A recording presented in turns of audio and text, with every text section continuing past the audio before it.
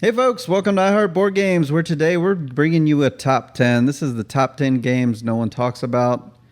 This is a little different format for us. Welcome to my living room. It's, the game room. We got some games here. I made some videos about them, like how to make your own shelves, like these crate shelves, how to make those. Oh, by the way, I'm Jesse. That's Ronald. Hi. Yeah, so we're going to talk about games no one talks about. Some of these games I do have. In fact, I think I have them all. What about you? Oh, no.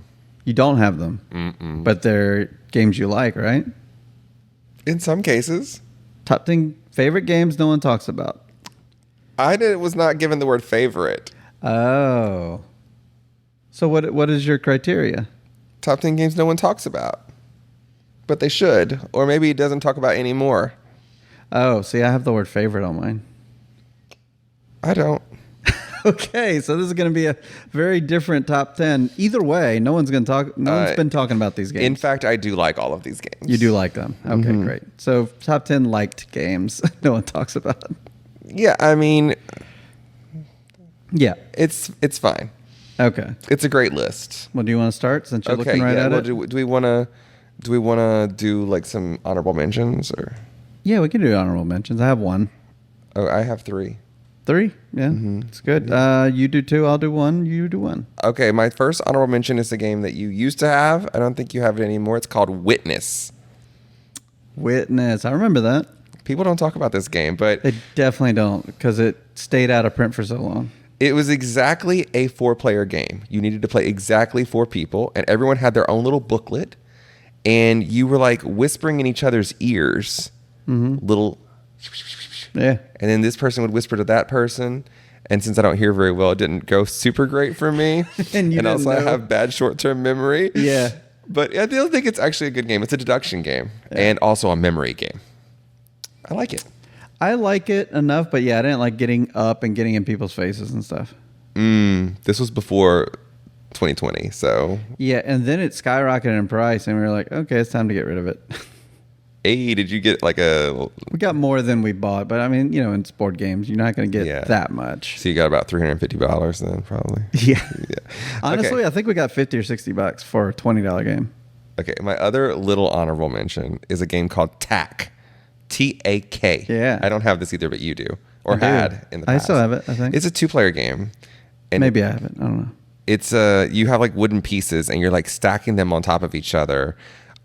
This is such a good game, and no one ever talks about it. I think it's from It's from a book. It's from a book. Yeah, it was a game in the book, and then I believe the author and someone else decided to make it a game. I mean, Geralt of Rivia, eat your heart out. He could never. I mean, there's a game in his game as well. There's a card game in his game. Are you talking about the Witcher games? Yeah. Yeah, they made that into a game. Did they? Yeah. Gwent. No one ever talks about it. I've heard of Gwent. It's a standalone game. I think it's on Steam. Oh, I meant like a physical. I don't know if card game. it could be. It could be. I don't know. Okay, I liked Gwent. Well, anyways, it's about TAK. TAK is a good little game. It's a little 2-player game. It's got really chunky pieces of wood, and you're stacking them on top of each other. Super, super strategic. I don't remember exactly how to play, but it's a good game, and I like it, and no one talks about it. That's true. My honorable mention game, I want to say no one talks about. We talk about it a lot. So when I tell you, you might be like, everyone talks about that game. But my game is Stella. I don't From think Dixit. people talk about that game very much. Yeah, I didn't think people talk about it. We do. We do, because If when you you- play it on BGA. If you watch our Twitch streams, you know we talk about it plenty. Right. Because it's on Board Game Arena. Yeah. But in person, I've almost never heard someone mention that game. Yeah, I'm always the one that has to bring it up. They've heard of Dixit plenty, and that still gets talked about. That still gets new stuff for it. But I mean, you could buy that and just throw it into your Stella game. But yeah, I don't think anyone talks about Stella, which I think is a superior product. Yes. Yep. Unless you have people who break the game. You could break it. I mean, it's not breaking. It's just you're changing the way it happens. Changing the way it's played because someone decided to just bid so high and go make that dark. the norm. Yeah. Yeah. So then everybody is stretching to figure out, okay, I need to find 10 cards that match this word. Even though none of them really match it, I'm going to find 10 cards that I could stretch and think match this word. Yep. Okay, my other honorable mention is a game that both of us have. Oh. And it just got a big deluxe reprint within the last couple of years. That And no one talks about? I don't think anyone talks about it. And that's because of Is the this going to be a theme. guessing game? Because I have some suspicions. You can guess if you want. Is it Raw? No. People are talking about it now because it just went on Kickstarter. I have it and you have it. And it had a big deluxe reprint. And the funny thing is, it's Rococo. It's Rococo. It's Rococo. You're right. Yes. No one talks about that. It's because it's about dressmaking. And I think the hobby for a long time was very inhabited by a certain kind of people who weren't into dressmaking. But these days, the hobby is for everybody, and all these different themes are for anybody. So dressmaking, Rococo, and the court of Louis the 15th, 14th. Yeah. One of those French kings. It's a beautiful game. Great game. Probably in my top 30 games of all time. And I agree. I don't think people talk about it. I think, wasn't that in my top 10? You are a dressmaker, making dresses and suits for folks going to a ball. You are not going to it. You're staying home. You're making suits and dresses. But you don't mind because all the party goers are going to tell you how great your dresses and your suits were. Might have been. I don't know. It's on this channel. My top 10. Go check it out. And Ronald's will be soon, if it's not already. Well, he has an older top 10 Yeah. that we filmed 2 years ago. So he needs to update. 2021. Yeah, 3 years ago. 3 years. Well, lots have changed. New one coming soon. New one coming soon. Subscribe. He has no idea what's on it at the time of recording this. So How dare you call me out? it's okay. That gives you, that lets you know that lets people know that they're in the know for watching this video. But I think that's all the honorable mentions we have, right? Yep. So I guess we can jump into number 10. I'll go first since you just went with yours. So my number 10 top 10 games no one talks about is a little game called Wordsy. This is a game from Formal Ferret Games, Gil Hova, who I've heard has since retired from making games. I think what I've heard, may be true or not, is that there's a lot of drama and like I know other publishers that have since quit just because all they hear is complaints all day. Because very few people love to complain, just like in any YouTube comments. But then when it comes to praising, no one posts in the YouTube comments that. But so that's what I've heard about Gil Hova is that he's since retired from the stress of the job. But Gil Hova made this game called Wordsy, and it's a cool little game where if you're smart, you'll do fine. I'm good at that game. I am average. I like playing it, but I get beat by everyone else. I made the mistake in the past of saying I'm good at that game, and then everyone was like, "Oh, you're good at it, huh? Oh, you're good. Well, let's test that." And then, of course, you always fail when that happens. But yeah, I was good at it. Yeah. In this game, you're making a word, and you can use whatever word you want, but you get points for certain letters you use in your word. And so, I just like it. I play it on my phone a lot. It's actually called a vowel on your phone, but because I guess Wordsy was taken. I see. A vowel, which is a weird change. You can just call it Wordsy board game. I've been playing those daily games on LinkedIn. They have 3 games on LinkedIn now that you can play. Of Wordsy? No, not Wordsy, just other little kind of word games or little spatial games or whatever. Who uses LinkedIn though? Me. You and the 3 people you play with on that game. It's a solo thing. It's like Wordle. It's like a daily game that you can play. So you're the only player. I have several connections that play him. Okay. I Yeah. mean, I'm not one of them because I'm never on LinkedIn. But I mean, I'm in a different profession than you are. So. Oh, true. Yeah. Okay, so my number 10. I don't know if you have it, but I played it in your house. It's called Saikatsu. I might be saying it wrong. Seikatsu. Yeah, SEI something something. It's like a 3-player game, right? It's a 3-player game. That's right. And you have kind of like your zone that you're gonna like score based off of, and you're trying to put stuff in a row, but you're also trying to put stuff next to each other. And it's just this really little neat spatial puzzle, and I never hear people talk about this game. I believe it to also be on Board Game Arena. You did play it here. I don't know who brought it, but I remember you really liked it. I even thought you were going to buy it. I really liked it, but it's only 3 players. That's the problem. Right. Okay, there might be a variant in the box for 2. But it is a 3-player game. It's max 2 to 3. It shines possibly. at 3. Yeah. Well, I can't contribute much to that because I haven't played it myself. Great. But let's move on. That's your number 10. My number 9 is a game that is on my shelf behind me, in the small box shelf, and that's kind of why I like it. It's a small box game, but there's a lot to it. It's called Counterfeiters. Have you heard of this game? I think I've played it here, maybe. You probably have. The one thing I don't like about it has paper money, but it's and also it has a weird animal theme. But it's a worker placement game where it's an economic sort of worker placement game. It's light, but some reason I've always enjoyed playing it. I might have to deluxify it one day.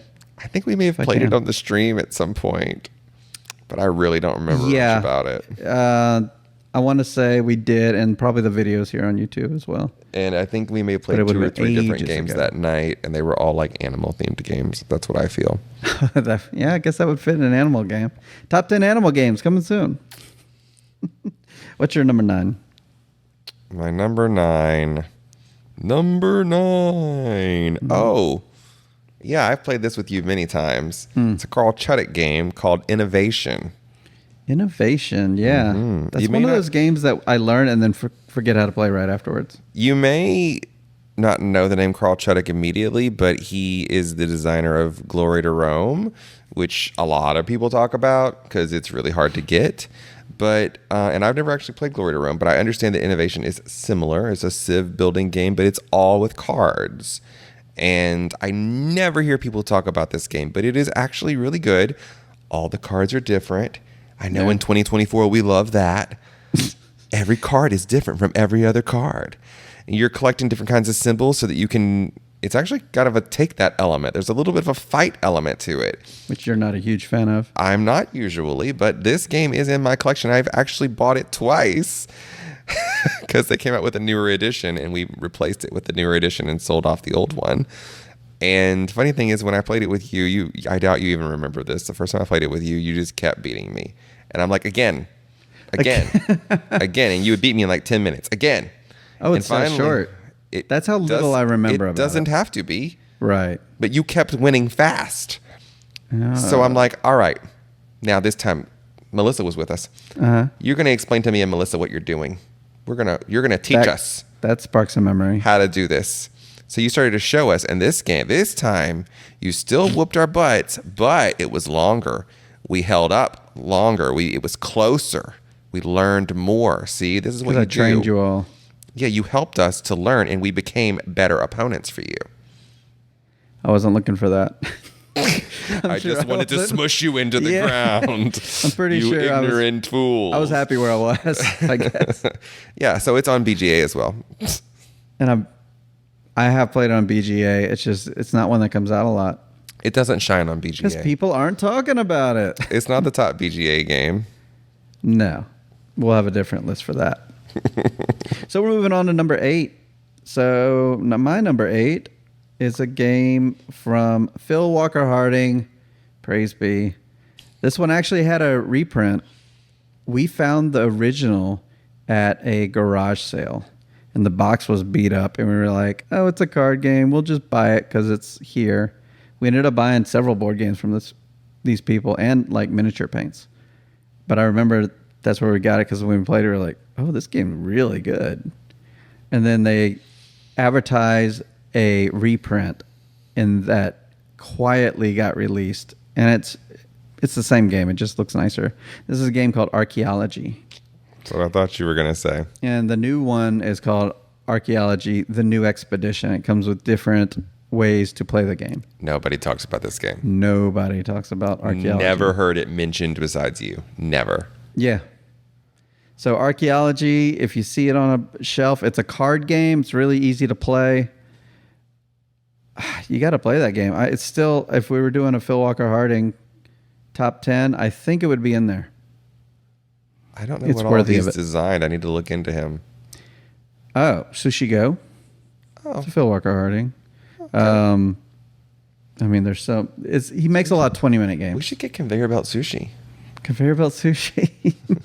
So if you, this has been an ongoing joke. We're currently playing The Rise of Queensdale, streaming on our Twitch channel, twitch.tv/heartboardgames. Leave the I out because there's no I in board games. I mean, that'll be in the past now. But That'll be in the past. You now, can go but watch it. Yeah. You can see the origins of the joke in that video, and that's a game no one talked about either. The Rise of Queensdale.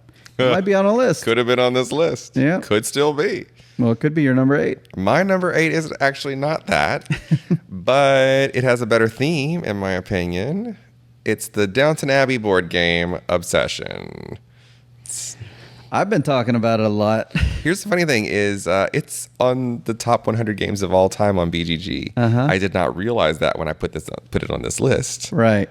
But I just recently did a tier list of my top, like the top 100 BGG games, and I realized, wait a minute, Obsession is on the top 100? Yeah. What? How did this happen? When did this happen? I never hear people talking about this game. Yeah. It's very lords and ladies in England of a certain time and all of that. And it's like, people like that? I do. I think it's a great game. But I'm shocked. And I never hear people talk about it. I didn't talk about it. I was talking actually with that friend of mine who quit publishing. That's a game he really likes. And then we went up to Ohio, and on the way back, there was a store in Nashville that had it on the shelf. I was like, oh, a friend of mine really likes it. I'm going to buy it because every time I go to a board game out of town, I end up buying a game. So I was like, this is the one. And then we played it. I really like it. Like, I'm so surprised because it looks like a game from a long time ago. And most people that would turn them off immediately, they look at it, oh, where's all the minis? You know, but it's not that kind of game. It's a game you would pick up in 2010 or something like that. I mean, we've advanced a lot in board games, like in just the past few years. And that's why it sounds funny to say, oh, just 14 years ago, this game looks like something from 14 years ago. People drive cars from 14 years ago. I drive a car that's like 16 years old. So, yeah, but Obsession, the people who have it talk about it. The people who don't have it do not talk about it. They don't even know about it. They don't even know about it. They would never. It doesn't look like much on the shelf. I mean, you're like, okay, No. I guess it's a And nice then they hear color, the but theme. The theme is like Pride and Prejudice. I mean, it's like very that era. Yeah. And I don't care about any of that. I don't care about Pride and Prejudice, Downton Abbey, none of that stuff. But this game is just so appealing. I really enjoy it, and I actually like kind of like getting into the theme even. Like Every time. put on a little accent maybe. Yeah. You know, Make up stories about we're these going people out to the visiting you. garden, you know, for the garden party or whatever it might Yeah. be. Yeah, super fun. Did you buy it? I don't have it. Okay. But you have someone in your group that has it. multiple Yeah. friends who have it. That makes sense. Yeah, if somebody in my group, like someone in my group has Eclipse, I don't need to buy Eclipse. Just play their copy of it. It's not something I'm going to break out all the time. But Obsession, I had to get that. And when we got it back, I was like, well, I'm ordering everything for this. And a really cool thing about this, this is an author that came up with this game. This is his only game. Huh. Kayenta Games is the publisher. That's the only game he publishes. It's the only game he's designed. And he did all the graphics and stuff himself. Wow. So you can do it too, kids. If you're a game designer, just make a really good game with a cool theme. Wow. Okay. Yeah. So my number 7 is definitely a game you never heard of. And maybe you can play it while you're here because it's a 20, 30-minute game. This is a game from, I think it's called Travel Buddy. Sorry, Josh, if I messed that up. Josh is the person that runs it. It's called the Great Barrier Reef card game. Okay. No one's talking about this. No one's talking about it, so much so you've probably never heard of it. It had a Kickstarter, and I backed it and stuff. So the person who, Josh over at Gray Fox Games, has a side publishing gig where he wants to make games that you can travel with. So it's called Travel Buddy. I hope that's right. because he's a big traveler. And this one is a deck of cards that fits in your pocket. But this is one of those small box games that's way more happening in the game. And it looks cool. And the designer is now making another game on Kickstarter where I know it's like, oh, I know that guy, but it doesn't come to mind right now. But great Barrier Reef card game. If you ever see that on a shelf, it's a deck of cards. Pick that one up. It actually does have some little coral reef minis in it, so it won't be just a deck of cards, but it's a really small box game. But no one's talking about the Great Barrier Reef card game. Okay, well, I feel like my number, what are we on, 7? I think we're 7. Is been talked about more than that. Yeah. Because it's on the BGG Top 100. I didn't realize when I put it on the list because I never hear people talk about this Uwe Rosenberg 2-player game called The Fields of Arl. I always say Uwe because in German isn't the WV? I'm not German. No, I don't know. I know, but you know so much about language. Yeah, it is. But I don't know. I've heard it said both ways. What does everyone say? Post it in the comments below. Uwe. Someone said Uwe to him in person, and they're like, is that correct? And he's like, yeah. But I understand that if everyone's saying it a certain way, you just say yes to everything. It's like... I think he doesn't because I have a complicated last name, and if they're like, Seidule, I'm like, yeah, that's fine. I don't care at this point. Yeah. Right. Okay, so it's Fields of Arl. It is a worker placement game, very much in the style of Agricola or Caverna, which were kind of some games that came before it. Except it's a 2-player game, and there's like summer and winter, and you can only go to certain actions if it's summer or if it's winter.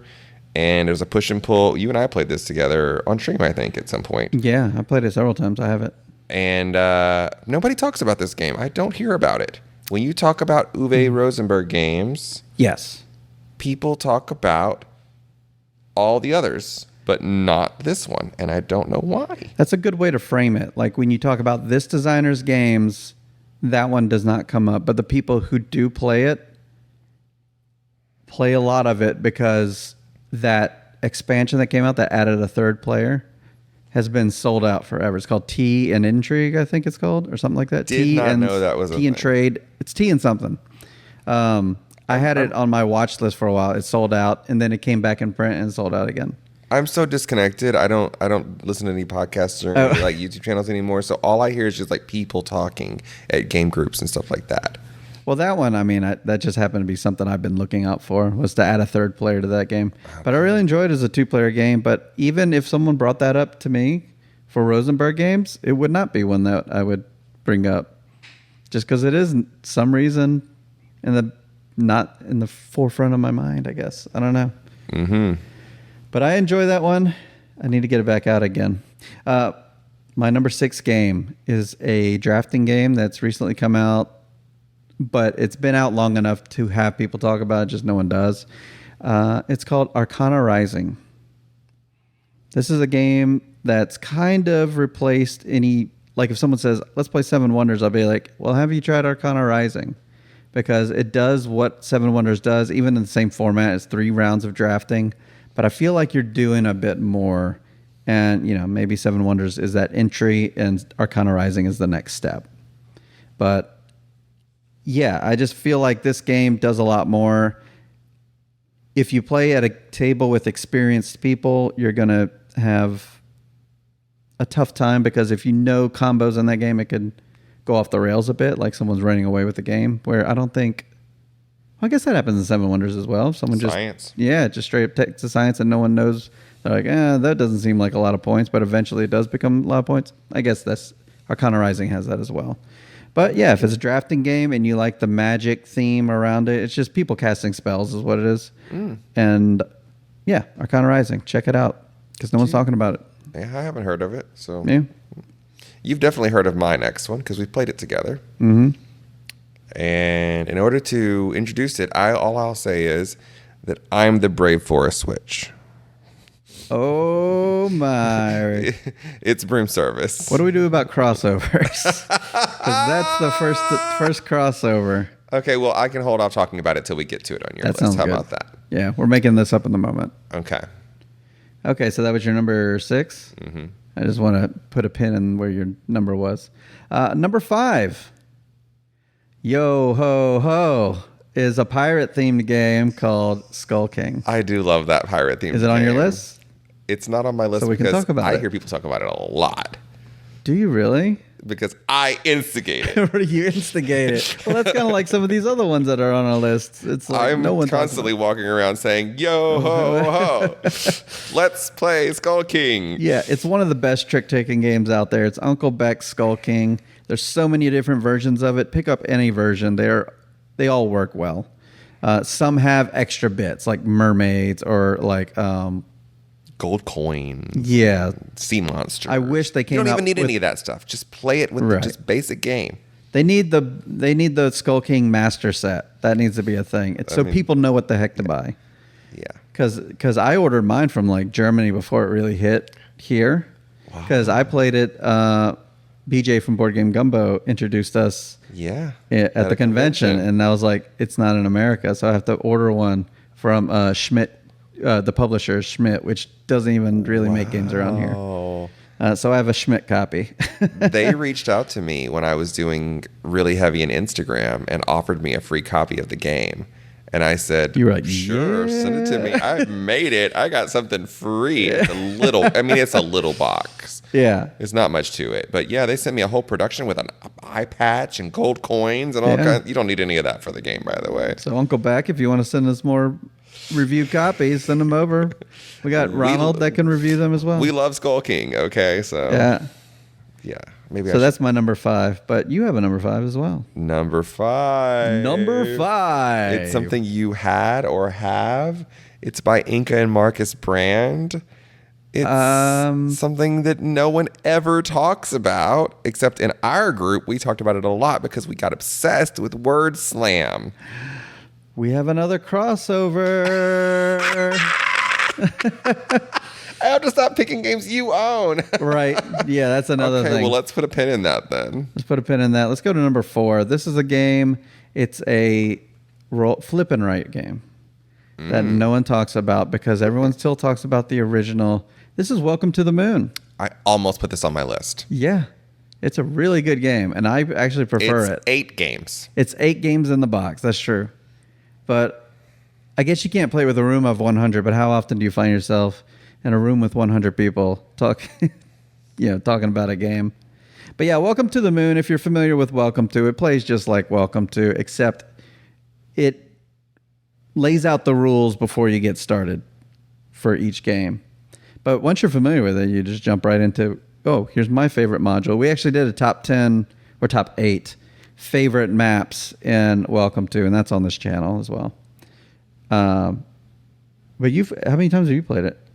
I've played each module one time. Yeah. You never revisited My it? group revealed to me around module 3 right. or 4 that they don't like flip and fills, roll and writes. Yeah.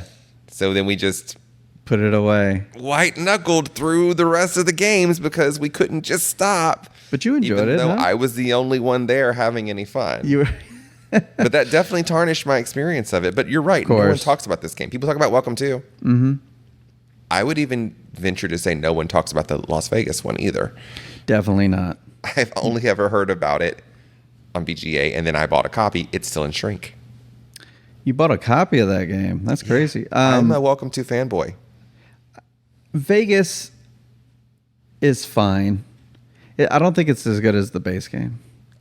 I find in my research that people who played regular Welcome to first like it better than Las Vegas, and people who played Las Vegas first like it better than regular Welcome to. It's like Final Fantasy X and Final Fantasy VII. Whichever one you played first is the one you like better. Yeah. Me, I can see the appeal of both. I played 7 first. So I like 7 more. I played 10 first. I like 10 first better and find 7 completely unplayable. What was that sport they played in 10? Blitzball? Blitzball. That's it. The worst part of it. All right. Now, I've forgotten what my game was. Had it on memory. Okay, Oh. we're on number 4, right? Yeah, number 4. Okay, number 4 is a game that I had from so long ago. And when I finally moved away, I think is what encouraged you all to buy it. Because you no longer had access to my copy anymore. True. It's by Ed Marriott, which he's not really designed much else. I have news on this. Scoville. There's a new version coming out. A new version of Scoville. New version. I believe Vincent Dutrait's doing the art too. Do we need art by Vincent Dutrait about a game about chili peppers? Here's the funny thing about that reprint. As far as I know, update me in the comments if I'm wrong about this, but I think they're adding nothing. Then why do I need it? Exactly. So I'm like, well, I have a copy then. If you're not adding anything to it, I think maybe the expansion comes in with it. I already have the expansion. I already have it too. And I never play with it. So that's true. Because no one ever has played it before and I have to teach. And then, anyways, it's called Scoville. And maybe you've never heard of it. And that's because no one ever talks about it. And it's about growing chili peppers for a chili contest.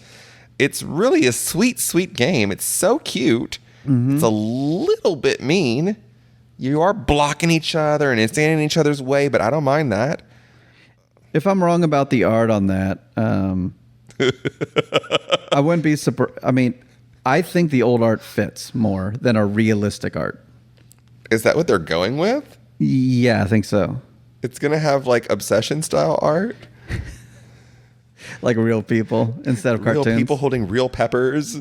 I mean, the peppers grow instantaneously. This is not a realism game. Yeah. It just fits so well in its current form that I'm surprised they bothered. Who's clamoring for this reprint? People are. No one talks about this game. They're talking about the reprint now because it's in the hotness of BGG, I think, right now. What in the devil will call me dumb? All right, well, let's move on. Yeah. I never hear people talk about it. I'm checking the top 50. Maybe not. Okay. It hit my radar just because I'm like, why is it here? But anyway, I want to stay on top of that and check for Scoville reprint. Yeah, it's not even updated as far as the art. It's still showing the old one. Anyway, okay, back to it. Number 3. Let's talk about Broom Service because that was your number 6. That's my number 3. Love this game. Yeah, so where do I begin? No one's talking game, about this. Not the card game. Although the card game takes an interesting I'm the Brave Witch, which is the thing to take away from this game, that mechanism. You don't see that in other games.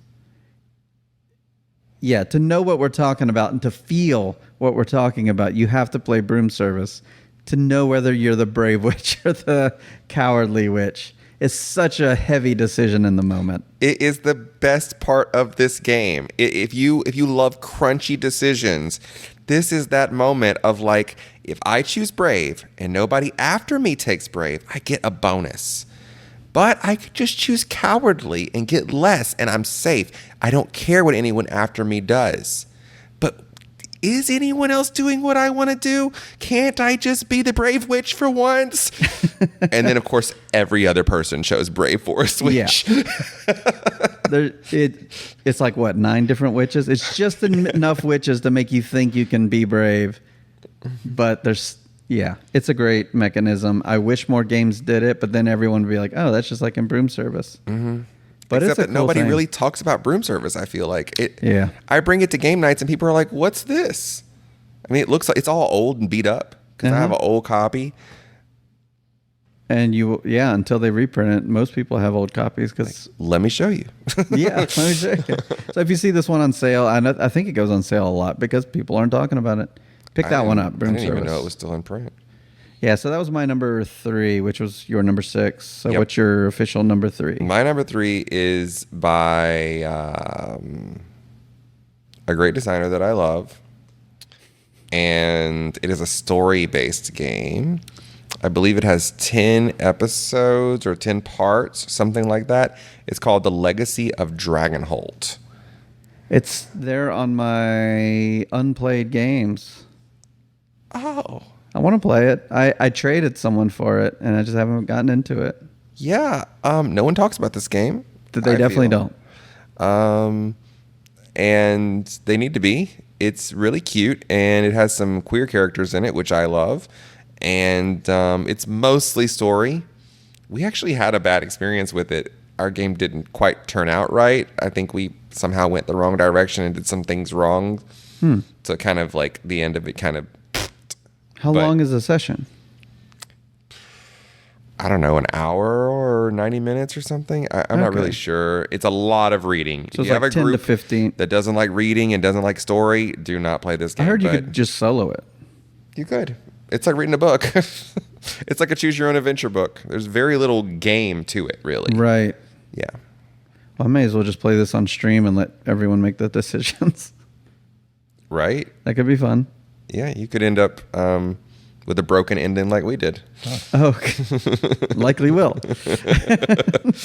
Yeah. Well, I mean, yeah, it's about the journey. Very As long much as you that. feel the journey is worth it. And, you know, I mean, I'm an actor, and so I did voices and stuff when I would read. So when they would get to those characters, they would pass me the book, and I would do voices for them. We had, like, prescribed voices for each of the characters, so that just made it even more fun. Yeah. Huh. And one of the characters, which is a lady, but the first time you start to read in their voice, you don't know anything about them. And I chose this very deep voice that sounded like that. And then it was like, she said. And I'm like, well, I guess that's her now. I guess. And it became funny because she's like in a lesbian relationship. And so the other one was like this hyper, like, kind of voice. Yeah. And they just like, they were like a yin and yang. And it ended up being perfect. Huh. If I'm not mistaken, which I might be, I believe that's designed by the same person who made Arkham Horror, the 3rd edition. Nikki Valens. Nikki Valens, yeah. Yeah. So that's cool. And that's also from Fantasy Flight, I believe. Which is a game company no one talks about. Oh, that's not true. Well, number 2, right? We're on number 2. Mm-hmm. 2 is your number, whatever Word Slam was. 5. There we go. Word Slam. So Word Slam. Yeah. We still play this weekly at our local game group. It's a huge game. I don't know anyone who has it up north. Yeah. I mean, I know it's not popular outside the group. It just can't be because they haven't reprinted it yet. This should be in Target. Absolutely. Yeah. So this is a game from Inca and Marcus Brand, who designed Village, The Rise of Queensdale, Exit the Game, bunch of things. This game really should be on Target. So Cosmos, come on. I mean, it's not even, there's no benefit for me other than just like getting a new copy because my copy is getting frayed. That's how much we played it. It's in rough shape because I've kept my eye out for another copy, and then a friend of mine put theirs up for sale because that's just what he does. He gets a game, plays it once, and then sells it for some reason. I don't know. It's a hobby. But I was like, I'll buy it, I have and a then it friend was who already does gone. that, yeah. Yeah, it's a strange thing. It's a party game, you guys. It's a It party is a party game. game. It's a team game. 2 teams running as fast as they can. Yeah, you're playing cards with a word on it, trying to get people to guess a different word, but you're very limited on what words you have. Yep. And that's the game. They're like, what? Why can't I find this word? That's the point, is that you can't find that word. You're like trying to get your team to say sun. And so you're putting out, because you can't find circle, you find not square. You put that down. And then Yeah. you find yellow. Even You though I put think that circle down. is in there. And then you put like sky. Sky, not square, yellow. And then you hear the other team like omelet. And you're like, Yeah. the sun. 'Cause that's part of it. You can hear You're everyone in the listening room. Yeah. to their guesses, but you can't see what the other team's words are. Right. Because the other team might have approached it from a completely different way. It's just really great, and I wish they had like expansion packs with more words in it. Yeah. The words you have to guess, and also the words you're using as the person who's Yeah. doing the words, because there are some words that are missing that you really need to Can make it even add a work. third team. Oh my God! if you let's had a not get- lot of let's people not in the get room. Crazy. We Yeah. have had enough people that we needed. We really could have done a third team. Yeah. It could be a whole Word Slam universe set. I mean, if you had 2 copies, you could absolutely play with like 4 teams at once. That It would should have been as big as be- Codenames. That would be chaos. Absolutely. Yeah. Absolutely. That's my number 2. You have a different number 2. All right, my number 2, I don't think you've ever played. If you have, you can correct me. This is a social deduction game that I feel like nobody talks about. In the social deduction sphere, we have so many big popular games that people love. Blood on the Clock Tower, Werewords, Werewolf, Mafia, all this stuff, crazy stuff. But this is called Escape from the Aliens in Outer Space. This is a social deduction game where... I've never heard of it. Okay, Escape Wait. Escape from the aliens in outer space. This takes the social deduction thing and puts it on its head, because not only do you not know who is on what team, but like you don't know who's on your team. You don't know, like, is he an alien? Like, I don't, like, the aliens should all know each other. The humans should know each other, because the humans are trying to escape before the aliens eat them. Right. And you're playing on a whiteboard and you're walking around and you're saying, did I find you? Did I find you? So if you're a human, you're trying to hide, and if you're an alien, you're trying to find. And you're doing the thing that you do in Spectre Ops. It's hidden movement as well. Oh, okay. And there's all these different maps. I played it at a convention, Dice Tower. Maybe the first or second year I went with you guys. I played it like 4 times in a row. Then found those people on another day, played it again with them, because we were just having so much fun with that game. Do you own it? I don't have it. I've never seen anyone have it outside of that convention. I've never seen anyone talk about it. You think it exists? Like, as far as like, maybe you were playing someone's prototype. No, it's a real game. It's a real game, fully published and out there. What's it called again? Escape from the aliens in outer It's a space. 2010 game. Okay. Wow. Maybe That that's why just no seems one's like- talking about it. Just seems like something that would have. It sounds modern, right? It sounds Yeah. like something that could come out today. Overall, it's number 1266. That's pretty high. That's higher than Rise of Queensdale. Yeah, which is like 2000 something. Huh. I want to play it. It says 20 to 45 minutes. Medium light, Yeah. 2 to 8 players. Yeah, I have played it again since the convention, but I do not remember where I was or who I was with. Yeah, it's a good game. It's fun. It makes stories, because I think it's been a while, but I think if an alien catches you, he eats you and turns you into another alien.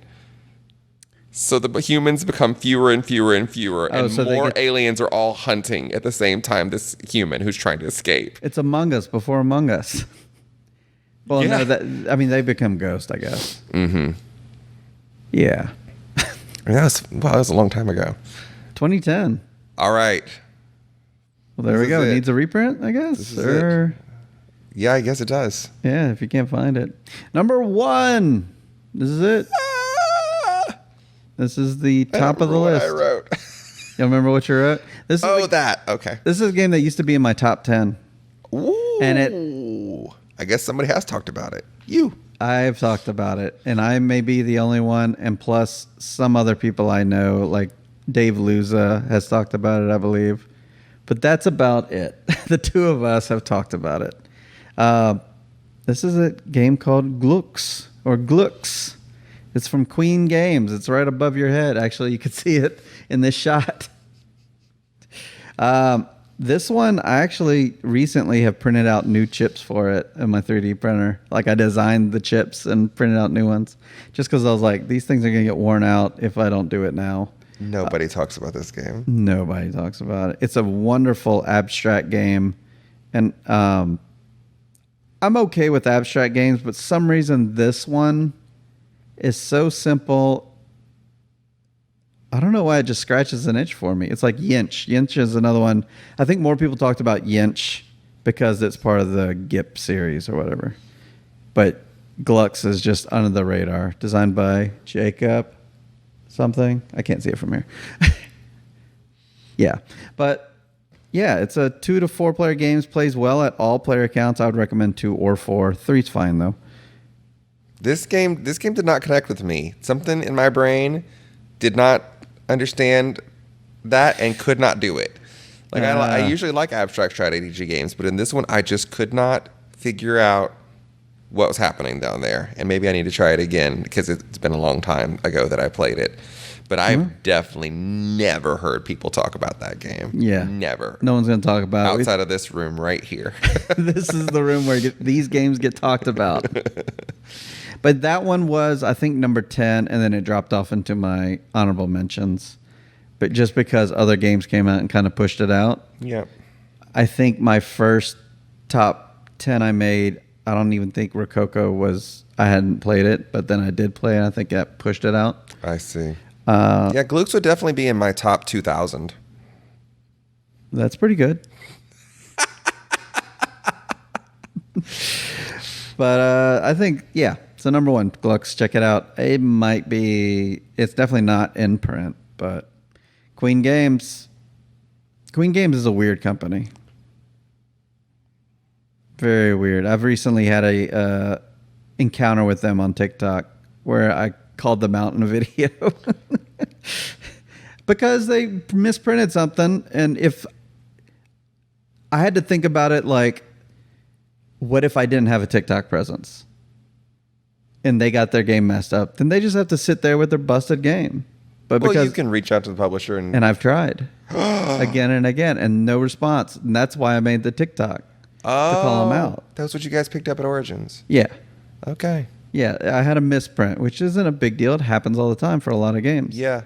They are a huge company. Yes. With a giant catalog of games. Mm-hmm. There's no excuse. There's no excuse to not respond to an email. It's one thing if you're one guy who made one game who, doesn't have the publishing capacity and the production capacity. Like Gilhova. To help every single little person who has a little problem.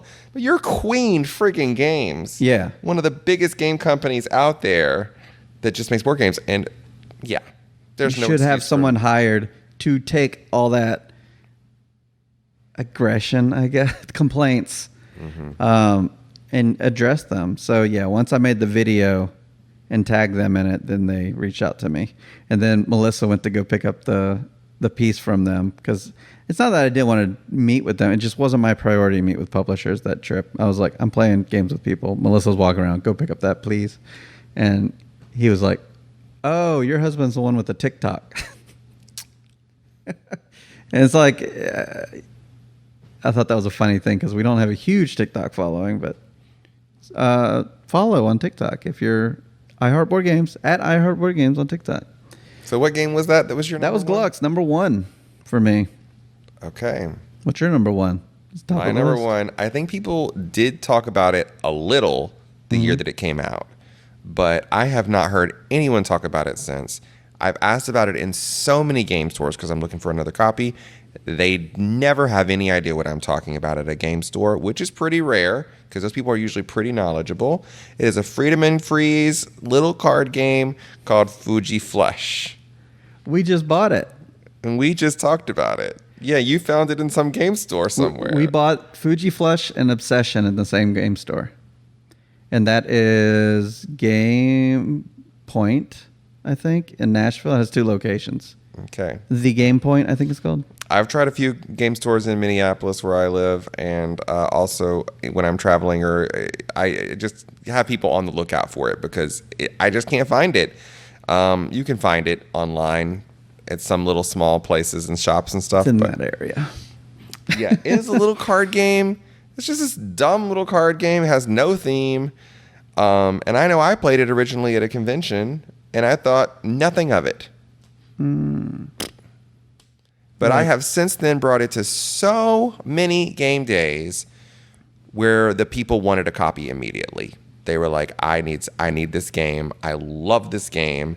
And the problem was the player count. You really need a lot of people. You need 5 or more people to play, and then it shines. You're flushing people's cards down the drain. And all you got to do is get rid of your cards. That's why it's called Fuji Flush. All you got to do is be winning until it gets back around to you. Don't let anyone flush you. But the thing that makes it really sing is that people can join together. So the highest card in the game is 20. If Jesse plays a 20, you might think, no one can beat him. But if I'm after and I play a 12, and then another person plays a 12, our 12s join together to make 24 and flush Jesse's 20 away. It's great. Yep. I'm used to being targeted. It's fine. So that's Fuji Flush from Friedemann Friese. Little card game at the top of the list of games no one talks about. I mean, do you ever hear people talk about it? Besides me? No, and I think the reason is because I believe it has like a 6.4 on BGG Incorrect. or something. I need to look it up. It's 6 point It's the player count. Don't play it with 3. Yeah, I guess that's because my first game 6.6. So my first game of it was a 3.3 player game. Yeah, and sometimes designers are forced to put player counts on the box that we all know good and well should not be on the box. Yeah, it says 3 to 8 players. Community says 5 to 8, and then the best rating is 6 to 8. Yeah, you need 5 or more. You absolutely need 5 or Have you more. played with 8? I don't think I have, but Okay. I would. Yeah. That'd be great. That'd be a great game for BGA. Absolutely. We should do a top 10 BGA games. Let's do it. I think that'd be a good thing. So why don't you subscribe so you can watch us do that top 10 BGA games and maybe throw some nominees in the comments because we're dreaming up this list right now. But thanks for joining us here on iHeart Board Games. Till next time, the box is closed.